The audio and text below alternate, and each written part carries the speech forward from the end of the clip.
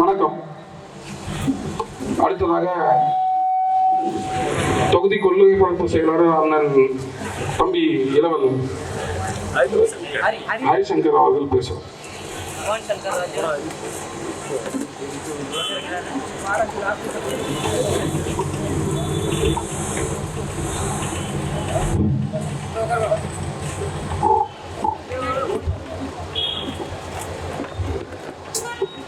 என் தாய் தமிழ் உறவுகள் அனைவருக்கும் புரட்சிகர மாலை வணக்கம். என் அன்பார்ந்த சொந்தங்களே, இந்த உலகையே இரண்டு இயல்கள் தான் வழிநடத்தி கொண்டிருக்கிறது. ஒன்று அறிவியல், மற்றொன்று அரசியல். நாம் இந்த அரசியலை வேண்டாம் என்று ஒதுங்கி நிற்கலாம், ஆனால் ஒருபோதும் இந்த அரசியல் நம்மை விட்டு ஒதுங்கி இருக்காது. ஒவ்வொரு மனிதனின் சொல்லில் இருந்தும் அரசியல் பிறக்கிறது என்கிறார் அறிஞர் அரிஸ்டாட்டில் அவர்கள். அரசியல் என்பது முழுக்க முழுக்க மக்களுக்கான சேவை என்கிறார் கர்ம வீரர் காமராசர் அவர்கள். ஆக இந்த அரசியல் என்பது முழுக்க முழுக்க அனைத்து உயிரினுக்குமான தேவையும் அதை நிறைவு செய்யும் சேவையும் என்கிறார் என் அண்ணன் செந்தமிழன் சீமான் அவர்கள். அந்த சேவையை செய்யத்தான் இளைஞர் பட்டாளம் இன்று 234 தொகுதிகளிலும் தனித்து களங்காண்கிறது. அதிலும் இந்திய அரசியல் வரலாற்றிலேயே முதன்முறையாக 117 ஆண்கள் 117 பெண்கள் என சரிசமமாக ஆணும் பெண்ணும் சமம் என்று பிரித்து கொடுத்து பெண்களுக்கான அரசியல் உரிமையை மீட்டெடுத்துகிறது நாம் தமிழர் கட்சி. இதுதான் புரட்சி. இங்கே அனைவரும் புரட்சி புரட்சி என்று பேசுவார்கள். புரட்சி தளபதி, புரட்சி நாயகன், புரட்சி கலைஞன் என புரட்சிக்கு பஞ்சமே இல்லை இந்த மண்ணில். எது புரட்சி? இங்கே என் தமிழ் சமூகத்தில் லஞ்சம், ஊழல், சாதிய தீண்டாமை, அடக்குமுறை, ஒடுக்குமுறை, கொலை, கொள்ளை, பாலியல் வன்புணர்வு என அனைத்தும் வெளிப்படையாகவே கட்டமைத்து விடப்பட்டது. இந்த வெளிப்படையாகவே கட்டமைக்கப்பட்ட இந்த கட்டிடத்தை ஒட்டுமொத்தமாக தகர்த்தெறிந்து ஒரு தூய தேசத்தை, ஒரு தூய அரசியலை படைப்பதுதான் புரட்சி. அந்த புரட்சியை செய்ய வந்தவன் தான் என் அண்ணன் செந்தமிழன் சீமான். தற்போது இருக்கும் இந்த தேர்தல் களம் 5 ஆண்டுகளுக்கு ஒரு முறை வருகின்ற ஒரு மிகப்பெரிய வணிகம். லாபம் கொளிக்கின்ற, வாக்காளருக்கு பணத்தை வாரி இறைக்கின்ற ஒரு திருவிழா. அது ஏன் 5 ஆண்டுக்கு ஒரு முறை மட்டும் இந்த வேட்பாளர்கள் ஜெயித்து சென்ற அந்த வல்லாதிக்கவாதிகள், பண முதலீடுகள் 5 ஆண்டுக்கு ஒரு முறை மட்டும் என் மக்களை சந்தித்து காசை வாரி இறக்கிறார்கள் என்று என் மக்கள் உணர்ந்திருந்தால் நாங்கள் இங்கே வந்து கத்திக் கொண்டிருக்க தேவையே கிடையாது. நாங்கள் இங்கே நின்று முச்சந்தியில் கத்திக் கொண்டிருக்கிறோம் என்றால் அதற்கு காரணம் நீங்கள் தான். இங்கே நிற்கும் அந்த வேட்பாளர் தகுதியானவரா? நாம் தேர்ந்தெடுக்கும் முதலமைச்சர் தகுதியானவரா? அவர் மக்கள் சேவை ஆற்ற வருகிறாரா, இல்லை தன் குடும்ப நலன், தன் சொந்த நலன், பண தேவைக்காக வருகிறாரா என்று நீங்கள் சிந்தித்திருந்தால் நாங்கள் ஏன் இங்கே வந்து கத்திக் கொண்டிருக்க போகிறோம்?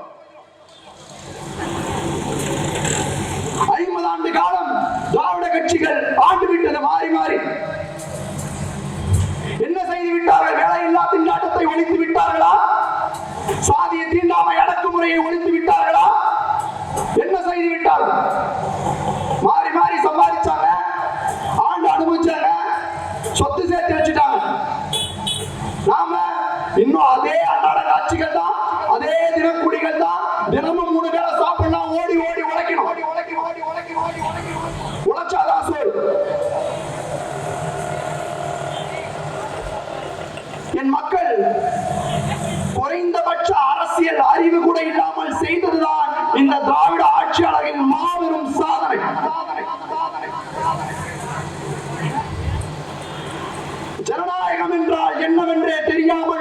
மதிப்புமிக்க வாக்கின் வலிமை என்னவென்று புரியாமல் வெறும் 500க்கும் 1000க்கும் கேவலம் 200 300க்கும் வாக்களித்து விட்டு நடுத்தெருவில் நின்று கொண்டிருக்கிறான் தமிழர்.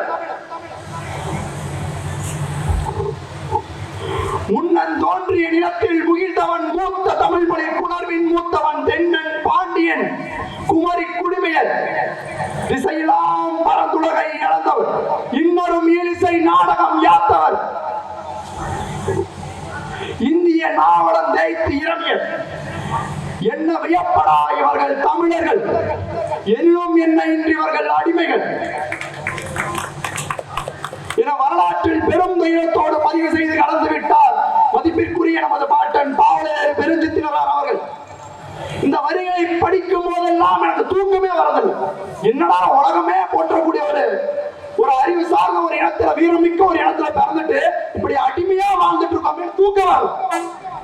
உலகிற்கு அறிவியல் அரசியல் கலை நாகரிகம் கலாச்சாரம் பண்பாடு தொன்று தொட்ட வேளாண்மை என அனைத்தையும் கற்றுக் கொடுத்தவன் தமிழன். ஆனால் அந்த தமிழன் என்ற அடிப்படை அரசியல் உரிமையற்று கிடக்கிறான். தமிழன் எவன் இந்த அரசியலுக்கு வந்தாலும் சாதி கேட்பது, தமிழன் அல்லாதோ எவன் வந்தாலும் ஆள வைப்பது, கேடு கட்ட இந்த ஈழை அழித்து ஒழிக்காமல் தமிழர்கள் நாங்கள் வாழவே மாட்டோம்.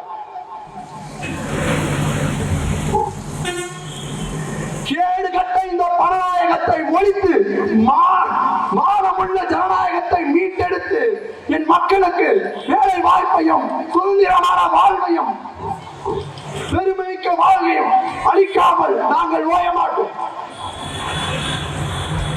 வேளாண்மை அரசு பணி, ஆடு மாடு வளர்த்தல் அரசு பணி, வீட்டில் ஒருவருக்கு கட்டாயம் அரசு வேலை, உழவர் பெருங்குடிக்கு 60 வயதிற்கு மேல் ஓய்வூதியம், தூய குடிநீர் இலவசம் அறிவிக்க முடியுமா இந்த திராவிட கட்சிகளால்? என் அன்பான மக்களே, கல்வி எவ்வளவு பெரிய வணிகம் இங்க மாறி நிற்குது. என் மக்கள் சிந்திச்சு பார்க்கணும். உயிரை காப்பாற்றக்கூடிய மருத்துவம் எப்படிப்பட்ட ஒரு வணிகமாக மாறி நிற்கிறது என்பதை நீங்கள் சிந்திச்சு பார்க்கணும். ஒரு சின்னதா உடம்பு சரியில்லை மருத்துவமனைக்கு போன 1000 ரூபாய் செலவாகுது. என் குழந்தைய பிரிகேஜி தொடக்க கல்வி சேர்த்தலான்னு போனா சிபிஎஸ்இ 40,000 தொடக்கமே 40,000 ஆகுதுன்றாங்க. என்னால மிஞ்சி மிஞ்சி போனா மாசம் 30,000 தான் சம்பாதிக்க முடியும். குடும்பத்தை பாக்குறதா படிக்க வைக்கிறதா தொடக்க கல்வியில இருந்து எப்படி மாறி இருக்கு பாரு. தன் குடிமக்களுக்கு ஒரு சிறந்த கல்வியையும் மருத்துவத்தையும் கொடுக்க முடியாத ஆண்டு கொண்டிருக்கிற இந்த கட்சிகள் எப்படி சிறந்த கட்சிகள் என்று இதுவரை நீங்கள் மாறி மாறி வாக்களித்துக் கொண்டிருக்கிறீர்கள்.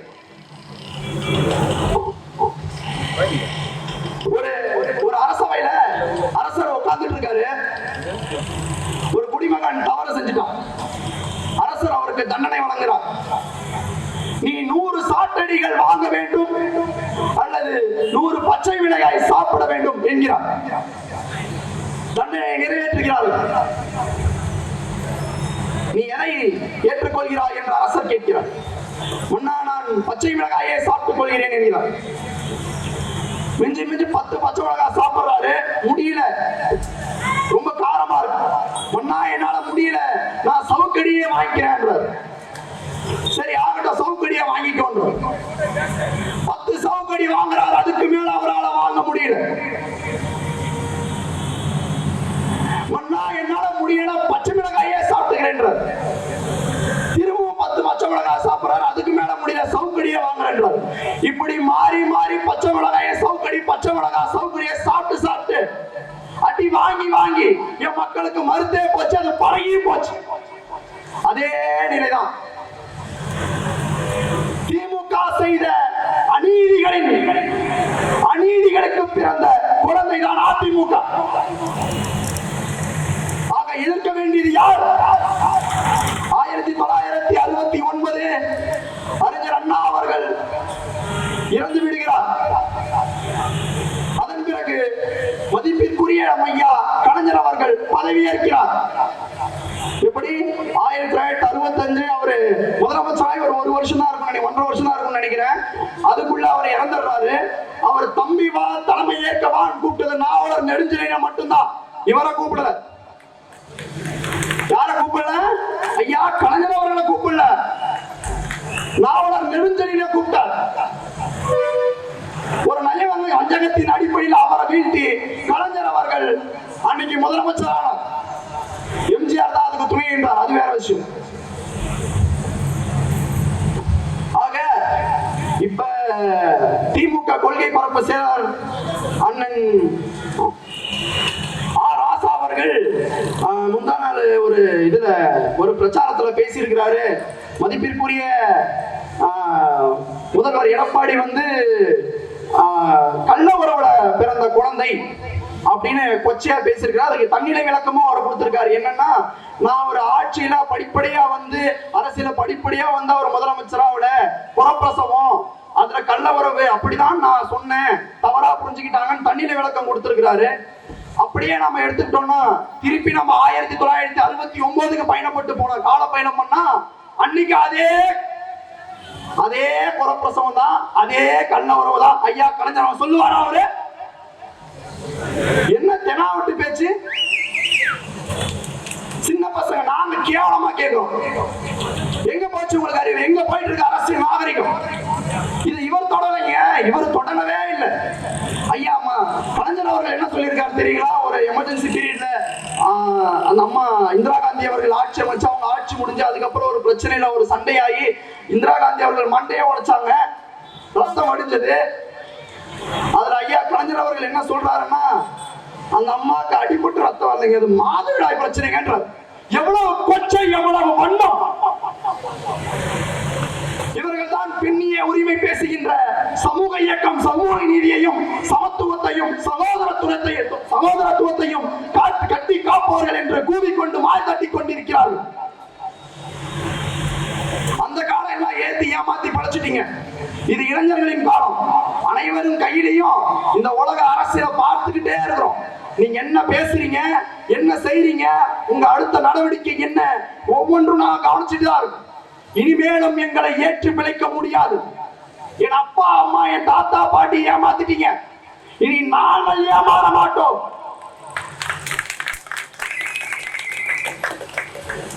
ஒவ்வொருவரும் வாக்கு செலுத்துவதற்கு முன் யோசித்து பாருங்கள். நாம் தேர்ந்தெடுக்கின்ற அந்த அரசியல்வாதி, அந்த வேட்பாளர் உண்மையிலேயே இதுவரை மக்கள் பணி ஆற்றிருக்கிறாரா? அதிமுக வெறுப்புலையோ பிஜேபி வெறுப்புலையோ மாத்தி போறீங்கன்னா ஒரு நிமிஷம் யோசிச்சு பார்த்து போடுங்க. உண்மையிலேயே இந்த மக்கள் பிரச்சனைக்காக களத்தில் 11 ஆண்டு காலமாக போராடி கொண்டிருக்கிற ஒரே இயக்கம் நாம் தமிழர் கட்சி மட்டும்தான். எவன் எங்களை கண்டுக்கிறானோ இல்லையோ, எவன் எங்களை மதிக்கிறானோ இல்லையோ, நாங்கள் மக்கள் பணியை தொடர்ந்து செஞ்சுக்கிட்டே தான் இருக்கோம். நாங்க பெரிதும் நேசிக்கிறோம் இந்த களப்பணி ஆற்றுவதற்கு. நீங்கள் எங்களுக்கு வாக்கு செலுத்துங்க, செலுத்தாம போங்க, ஆனா தொடர்ச்சியா மக்கள் பணி செய்து கொண்டேதான் இருப்போம். இந்த முறை நான் தோக்கடிச்சிருக்கிறேன், இன்னொரு 10 முறை கூட நிற்கும்.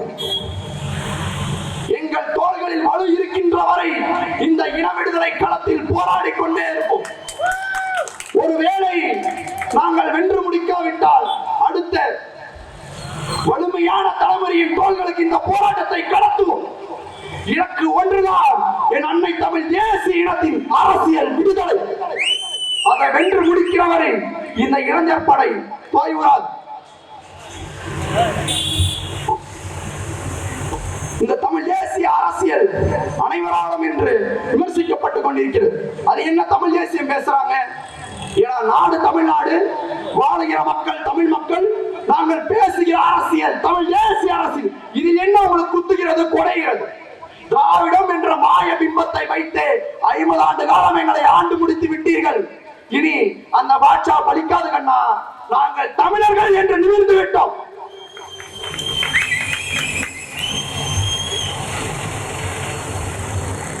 இளன்பான மக்களே, தொடர்ச்சியாக அநீதிகளை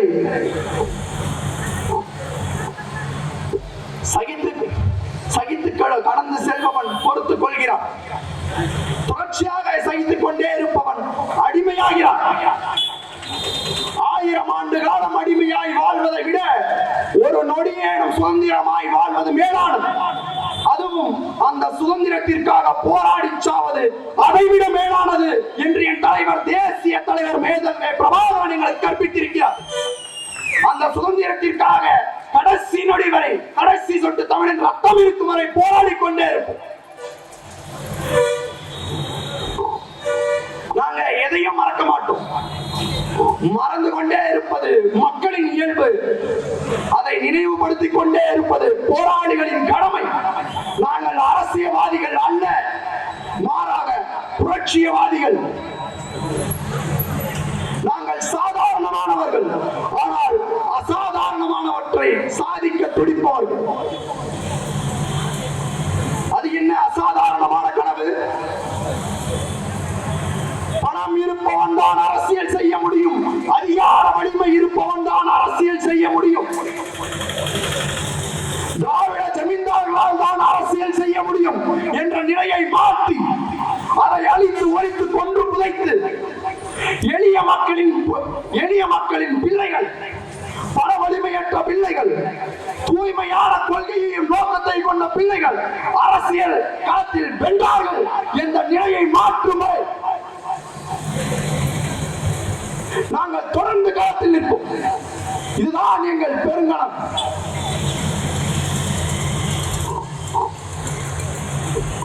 ஒரு சாதாரண ஆள் சீமான், இவன் போய் என்ன செஞ்சிட போறான்? 2009 என் அண்ணன் செந்தமன் சீமான் அவர்கள் ராமேஸ்வரத்தில் இன அழிப்புக்கு எதிராக ஒரு மாநாடு நடந்தது. அதில் அண்ணன் பேசினார்கள். அனைவராலும் முற்று நோக்கப்பட்டார் என்று செந்தமிழன் சீமான் அவர்கள். பின்பு மதிப்பிற்குரிய ஐயா கலைஞரால் சிறையில் அடைக்கப்பட்டார். தேசிய பாதுகாப்பு சட்டத்தில் முழங்கியதால், என் தமிழ் தேசிய இன அழிப்புக்கு எதிராக முழங்கியதால் தேசிய பாதுகாப்பு சட்டத்தில் சிறையில் அடைக்கப்பட்டார். அவர்கள் அப்போது நினைத்து விட்டார்கள். ஒரு பாரதியின் கவிதையை நான் இங்க சொல்ல நினைக்கிறேன். அக்னி குஞ்சொன்றை கண்டேன், அதை காட்டினில் பொந்தினில் வைத்தேன், வெந்து தணிந்தது கால், தடல் வீரத்தில் குஞ்சென்றும் மோப்பென்றும் உண்டோ. இதற்கு மிக சிறந்த உதாரணம் என் அண்ணன் செந்தமன் சீமான் தான். ஒரு சின்ன ஆள், இவன் போய் என்ன செஞ்சிட போறான்? தூக்கி சிறையில போட்டார். பற்றி எரியுது 234 தொகுதிகளிலும். இந்த அரசியலில் வெற்றி தோல்வியை தீர்மானிப்பது ஒரே சக்தி, நாம் தமிழர்.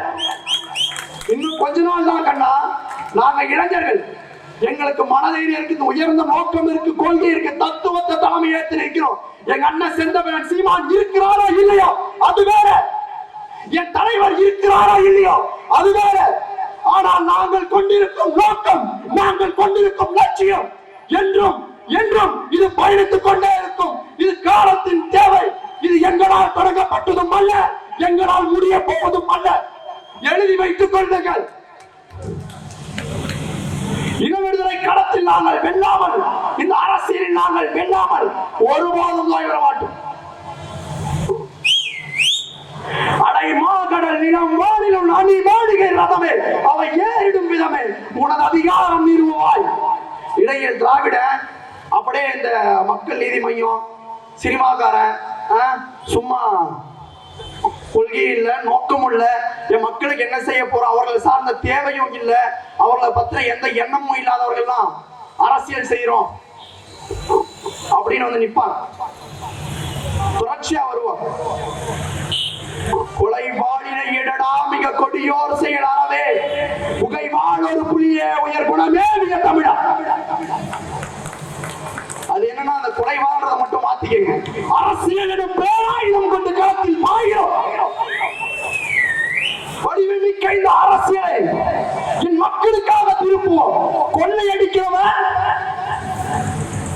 மலையை வெட்டி விற்கிறவன், மணலை அள்ளி விற்கிறவன், இவெல்லாம் இந்த அரசியல் அடிக்கும் போது அநீதிகள் துணை கொண்டு நிற்கிறோம். தர்மத்தின் பிள்ளைகள், சத்தியத்தின் பிள்ளைகள், நாங்கள் சத்தியமாக வெல்ல போகிறோம்.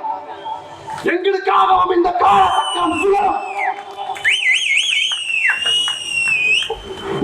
சின்ன பசங்க கத்திட்டு போயிடுவாங்கன்னு மட்டும் நினைக்காதீங்க. நான் இன்னைக்கு நாளைக்கு நேற்று பேஜமல்ல, இன்னைக்கு முளைச்ச காலங்கள் கிடையாது. நாங்கள் பிணக்குவியலில் என் இன மக்களின் படுகொலையில் இருந்து இன படுகொலை கடவுள் என்று பிறந்து வந்த பிரசவிக்கப்பட்ட பிள்ளைகள் நாங்கள். இலக்கை வென்று முடிக்கும் வரை ஓயவே மாட்டோம்.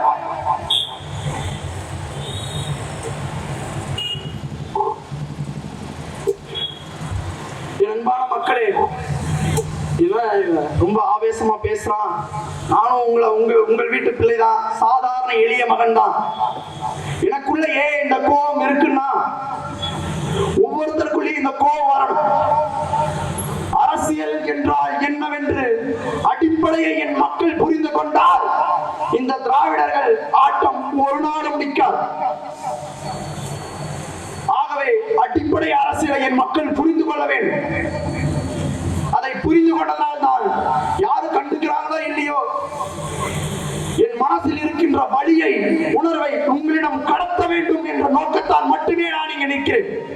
எங்களுக்கு பெரிய பணம் சம்பாதிக்கணும் இந்த அரசியல் என்ற நோக்கம் கிடையாது. நாங்க இந்த அதிகாரத்துக்கும் ஏன் வரோம்னா, ஏன் இந்த அதிகாரத்துக்கும் போட்டிடுறோம்னா, நீங்க கேட்கலாம், எல்லாரும் மாதிரி நீ எல்லா இயக்கங்கள் மாதிரி நீங்க கொடியை முடிச்சுட்டு போராடிட்டு போக வேண்டியது எவ்வளவு நாளைக்கு போராட்டே இருக்கு. அதிகாரம் மிக வலிமையானது. அதை அடைந்து விட்டால் எல்லாம் எளிமையானது. அந்த அதிகாரத்தை வென்று முடிப்பது என் மக்களின் தேவைக்காகவும் சேவைக்காகவும் மட்டும்தான். மற்றபடி நாங்கள் பணம் சம்பாதிக்க வேண்டும் என்ற எண்ணம் இருந்திருந்தால் வெறும் 4-3 சீட்டுக்கு நக்கிட்டு இருக்காங்கல்ல இந்த திராவிட கட்சிகள் கிட்ட, அதே மாதிரி நான் நக்கி பிடிச்சிட்டு போவோம். அது இல்ல வாழ்க்கை. பணம் சம்பாதிக்க நிறைய தொழில், அந்த விதத்துல பணம் சம்பாதிச்சு நான் போயிட்டு மக்கள் பணியாற்ற வேண்டும், மக்கள் சேவையாற்ற வேண்டும் என்ற உயர்ந்த நோக்கத்தோடு களத்தில் நாங்கள் நிற்கிறோம். என் மக்கள் இதை புரிந்து கொண்டு நாம் தமிழரின் கரங்களை வலு சேர்க்க வேண்டும். நாம் தமிழர் என்பது மற்றும் ஒரு அரசியல் கட்சி இல்லை, இது மாற்று அரசியல் புரட்சி. இந்த அரசியல் முழுக்க முழுக்க அனைத்து உயிர்களுக்குமானது. எந்த அரசியல் தலைவனாவது என் மலை வெட்டப்படுகிறது, என் யார் கொள்ளையடிக்கப்படுகிறது, என் மரங்கள் வெட்டப்படுகிறது, அடுத்த தலைமுறைக்கான நோக்கம் ஒரு தொலைநோக்கு பார்வை கொண்டு களத்தில் நிற்கிறார்களா? இலவசம். நான் டிவி தருகிறேன், நான் மிக்சி தருகிறேன், நான் கிரைண்டர் தருகிறேன், வாஷிங் மிஷின் கொடுக்கிறேன், மாசம் 1000 ரூபாய் தரேன், 1500 தரேன், மாசம் 3000 ரூபாய் தரேன், ஏலம் போட்டுட்டு இருக்காங்க. எல்லாம் ஒரு வேலை செய்யலாம். பொதுவா நீங்களே எல்லாம் ஒரு கூட்டணி போட்டு என்ன இலவசம் தர நீங்களே ஒரு பட்டியலிட்டு நீங்களே அப்படியே ஒட்டுக்காவே ஆட்சி அமைச்சிருங்களேன். தேர்தல் அடிக்கிறான்ல, இப்ப அவர் 1500 ஒரு 1000 இன்னொருத்தர் 3000. மொத்தமா நீங்க 3 பேருமே கூட்டணி போட்டுருங்களேன். கூட்டணி போட்டு மொத்தமா கொடுத்துருங்க. ஒரே செட்டில்மெண்ட், ஒன் டைம் செட்டில்மெண்ட். கேவலமா இல்ல? 5 ஆண்டு காலம் உங்கள் தலையெழுத்தை நிர்ணயிக்க போவது உங்கள் வாக்கு மட்டும்தான். ஒரு நாள் தேவைக்காக அதை ஏன் அடகு வைக்கிறீர்கள்? அன்பார்ந்த மக்களே, உங்கள் மனசாட்சியை தொட்டு ஒரு முறை சிந்திச்சு பாருங்கள். உங்கள் தலையெழுத்தை மாற்றக்கூடிய இந்த அரசியலில் உங்களுக்கு கடந்த கால காயங்களும் கிடையாது, எதிர்கால தேவையும் கிடையாது, நோக்கமும் கிடையாது.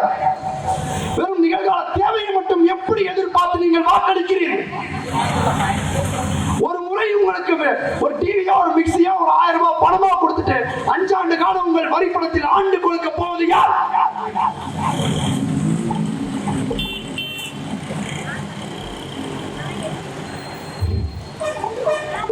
எனவே வாக்கு செலுத்தும் முன் உங்கள் மனசாட்சியை தொட்டு, இவர் அதிகார வர்க்கத்தில் இருக்கிறார், இவர்தான் நம்மளை பிஜேபியிடம் காப்பாற்றுவார் என்று ஒரு மனக்கணக்கு இல்லாமல் ஒன்று சொல்றேன், தெளிவா புரிஞ்சுக்கங்க. பிஜேபிக்கு இங்க யார் ஓட்டு போடுவான்னு நினைக்கிறீங்க? பிஜேபி தமிழ்நாட்டில் கால் ஊன்ற முடியுமா? கால் ஊன்றவே ஒரு சீட்டு கூட இல்லாத பிஜேபியை அப்படியே பூச்சாண்டி காட்டி காட்டி பிஜேபி உள்ள வந்துடும். இவர்கள் எழுதி கொடுப்பார்களா? ஸ்டாலின் உறுதிமொழி 7 உறுதிமொழி கொடுத்திருக்கிறார். மதிப்பிற்குரிய ஸ்டாலின் அவர்கள் 7 உறுதிமொழி. 8வதா நான் ஒரு உறுதிமொழியை கேட்கிறேன். 8வதா ஒரு உறுதிமொழி, எங்கள் வேட்பாளர்கள் வென்று முடித்து சட்டமன்ற உறுப்பினர்கள் ஆன பிறகு எங்கள் வேட்பாளர்கள் பிஜேபிக்கு தாவ மாட்டார்கள், அதிமுகவிற்கு தாவ மாட்டார்கள் என்று மதிப்பிற்குரிய ஐயா ஸ்டாலின் அவர்கள் 8வது உறுதிமொழி கொடுப்பாரா? சிந்திச்சு பாருங்க. எளிய பிள்ளை, நான் உங்களுக்கு சொல்றேன், என்னோட வயசுல பெரியவங்க நிறைய பேர் இருக்கீங்க. அதிமுகவுக்கு மாற்று திமுக இல்ல, திமுகவுக்கு மாற்று அதிமுக இல்ல, 2 பேருக்கு மாற்று நாமே மாற்று, நாம் தமிழரே மாற்று. ஏன்னா நாம தான் எந்த கட்சி கூட கூட்டணி இல்லாம தனித்து தொடர்ச்சியா மக்கள் களத்தில், மக்கள் அரசியல் களத்தில் நிற்கிறோம். அதை புரிந்து கொண்டிய மக்கள் நாம் தமிழரின் கரங்களை வலுப்படுத்த வேண்டும் என்று கேட்டுக்கொள்கிறோம். உழவு இல்லையே உயிர்கள் இல்லை, உயிர்கள் இல்லையே உலகு இல்லை. உழவை மீட்போம், உலகை காப்போம். நமது சின்னம் விவசாயி, இலக்கு ஒன்றுதான், இனத்தின் அரசியல் விடுதலை. நன்றி, வணக்கம். நாம் தமிழர். நமது சின்னம் விவசாயி. போட்டு பாருங்க ஓட்ட, அப்புறம் பாருங்க நாட்ட, வெல்ல போறான் விவசாயி.